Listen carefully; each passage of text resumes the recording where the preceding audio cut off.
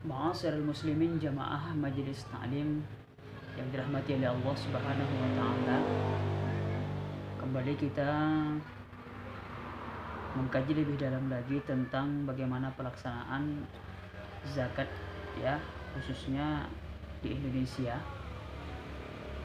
Tentunya pelaksanaan zakat ini adalah merupakan perintah Allah Subhanahu wa taala yang tertera di dalam Al-Qur'an surah Al-Baqarah ayat 10 mengatakan, Na'udzubillahi minasyaitonir rajim. Bismillahirrahmanirrahim.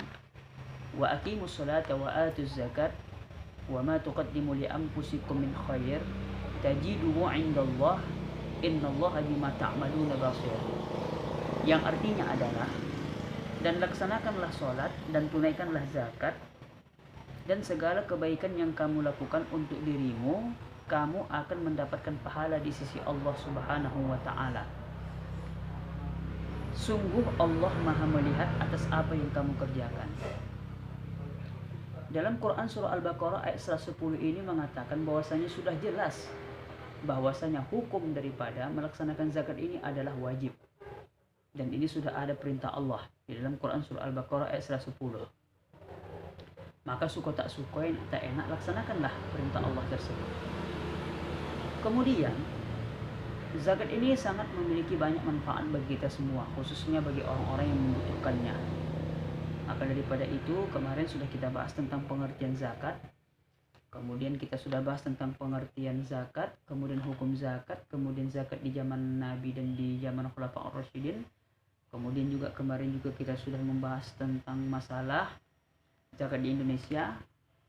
Maka kali ini kita akan membahas tentang prinsip-prinsip daripada zakat tersebut. Ya, ketika saya akan membahas tentang masalah prinsip zakat, perlu kita garis bawahi bahwasanya zakat ini tujuannya adalah bagaimana supaya kita dapat lebih mensejahterakan orang-orang yang dianggap Allah Subhanahu wa taala di dalam Al-Qur'an dikatakan istilahnya lil fuqara wal masakin. Ya, membahagiakan orang-orang fakir miskin. Itu yang paling utama. Kemudian daripada itu, ya, ibu-ibu yang dirahmati oleh Allah Subhanahu wa taala, berdasarkan Undang-Undang Republik Indonesia nomor 38 tahun 1999, ya Bu ya, tentang pengelolaan zakat, maka yang dimaksud pengelolaan zakat adalah kegiatan yang meliputi perencanaan, pengorganisasian, pelaksanaan, dan pengawasan terhadap pendistribusian serta pendayagunaan zakat.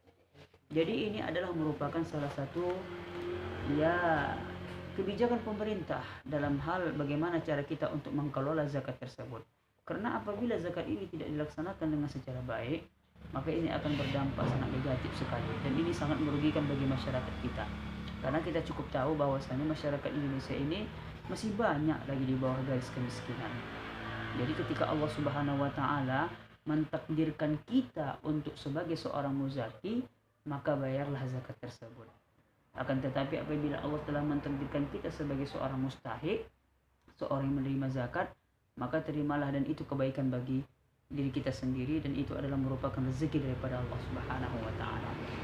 Jadi seperti yang saya sampaikan tadi bahwasanya sesuai dengan Undang-Undang Republik Indonesia nomor 38 tahun 1999 tentang pengelolaan zakat, yang mana pengelolaan zakat tersebut adalah kegiatan yang meliputi perencanaan, pengorganisasian, pelaksanaan, dan pengawasan terhadap pendistribusian serta pendayagunaan zakat. Jadi terperinci betul ini undang-undang ini, alhamdulillah. Kemudian selanjutnya, pengelolaan zakat dijelaskan dalam definisi tersebut adalah diawali dengan kegiatan perencanaan. Jadi segala sesuatu yang kita lakukan itu harus diawali dengan yang namanya perencanaan. Perencanaan itu seperti bagaimana tata cara pengelola. Ya Bu ya, bagaimana tata cara pengelola, kemudian bagaimana target, kemudian visi dan misi yang harus kita angkat. Contohnya misalkan mana yang lebih kita prioritaskan. Memang sudah jelas dalam Al-Quran dikatakan orang yang berhak mendapatkan zakat itu adalah ada 8 golongan. Salah satunya adalah orang fakir miskin, kemudian orang-orang yang memiliki hutang piutang, ya, itu dia intinya. Kemudian dalam pelaksanaan perencanaan tersebutlah maka disusun beberapa program-program kerja untuk istilahnya mengurangi angka kemiskinan di negara Republik Indonesia.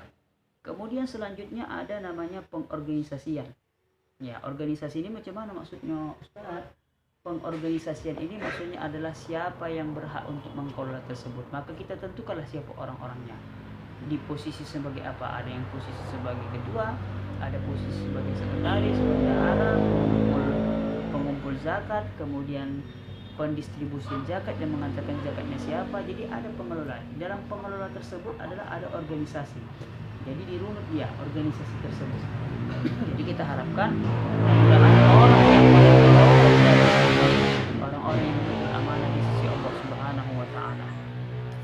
Kemudian selanjutnya dalam pelaksanaan. Nah, pelaksanaan ini ya ketika jatuhlah waktu yang ditentukan tuh, contohnya misalkan zakat fitrah. Zakat fitrah itu dilaksanakan ketika di bulan suci Ramadan. Ya, dalam pelaksanaan tersebut ya kita setting bagaimana metode yang terbaik agar supaya pelaksanaan tersebut tidak simpang siur, tidak ada kesalahpahaman di antara kita. Kemudian terakhir adalah pendistribusian. Ketika zakat itu sudah dikumpulkan, kan gitu kan, sudah dikumpulkan di Baitul Mal atau di tempatnya khusus kita kumpulkan, maka pendistribusian tersebut itu kita kembalikan kepada pengelola, kepada pengorganisasi tadi untuk diserahkan kepada orang-orang yang membutuhkannya. Maka dalam hal ini penentuan daripada orang-orang yang berhak menerima zakat itu harus betul-betul diseleksi dengan sebaik-baik mungkin. Ya, jangan dalam arti kata orang kaya nanti bisa dapat zakat fitrah. Ini sangat lucu sekali, ya. Sangat lucu. Yang dibutuhkan itu adalah agar mampu ya menekan angka kemiskinan khususnya di negara kita. Kemudian daripada itu, tujuan besar yang dilaksanakan pengelolaan zakat itu adalah, adapun tujuannya adalah yang pertama meningkatkan kesadaran masyarakat dalam penuntasan atau menunaikan dalam pelayanan ibadah zakat. Sebagaimana realitas yang ada di masyarakat bahwa sebagian besar umat Islam yang kaya atau yang mampu belum menunaikan ibadah zakatnya. Jelas ini bukan persoalan kemampuan, akan tetapi soal kesadaran dan keimanan kita kepada Allah Subhanahu wa taala. Betul nih Ustaz, masih banyak orang lagi yang tak membayar zakat. Orang kaya-kaya itu sudah barang tentu sudah, Bu. Apalagi dia terkait tentang yang namanya zakat harta. Dia perasaan dia harta itu adalah miliknya sendiri, padahal dia tidak tahu bahwasanya harta yang dia miliki itu adalah milik Allah. Ketika Allah mengambil, maka dia ambil. Ketika Allah hendak mengkasih, maka dia kasih. Maka untuk menambah rezeki tersebut, maka laksanakanlah perintah Allah yang telah Allah tentukan kepada kita. Jadi itu maksudnya. Jadi dalam arti kata, tujuan besar daripada pengelolaan zakat tersebut adalah meningkatkan kesadaran masyarakat dalam menunaikan ya ibadah zakat di hadapan Allah Subhanahu wa taala. Kemudian yang kedua adalah prinsipnya adalah meningkatkan fungsi dan peranan peranata keagamaan dalam upaya mewujudkan kesejahteraan masyarakat dan keadilan sosial. Zakat adalah merupakan salah satu institusi yang dapat dipakai untuk meningkatkan kesejahteraan masyarakat. Betul. Kenapa? Karena ketika zakat itu nanti dikumpulkan kan banyak ya itu diserahkan kepada orang fakir miskin. Istilahnya ibaratnya kita berimpak, bersedekah, berwakaf, kan intinya begitu. Tapi zakat ini kan memang lebih luas lagi cakupannya. Jadi dalam arti kata, jangan kita hanya berpatokan kepada zakat fitrah. Apabila zakat fitrah itu ya, tapi berpatokanlah kita kepada zakat harta. Kalau zakat fitrah itu kan hanya sebatas apa yang kita makan. Tapi kalau zakat harta, keluarkanlah kalau memang sampai hisab dan haulnya. Kemudian yang terakhir adalah meningkatnya hasil guna dan daya guna zakat. Ya, meningkatnya hasil guna dan daya guna zakat. Jadi ada ajas manfaat di situ. Ya, manfaatnya apa? Manfaatnya adalah untuk kemaslahatan umat, untuk kebaikan umat dan untuk kesejahteraan umat. Khususnya siapa? Khususnya kepada umat Islam. Ya, contohnya misalkan zakat itu dapat dipergunakan untuk membangun jalan, membangun sekolah, pondok pesantren, kemudian memberikan kepada orang-orang anak-anak yatim dan segala macam. Banyak manfaat yang dapat kita lakukan. Ya, jadi inilah mungkin Bu daripada prinsip-prinsip zakat tersebut. Mudah-mudahan apa yang saya sampaikan dapat bermanfaat untuk kita semuanya. Marilah kita berlomba-lomba dalam kebaikan, fastabiqul khairat. Ya, mungkin apabila ada kata dan tingkah laku yang kurang berkenan di hati ibu-ibu sekalian, mohonlah kiranya saya dapat diberikan kemaafan. Allahumma afiq ila aqami thariq. Assalamualaikum warahmatullahi taala wabarakatuh.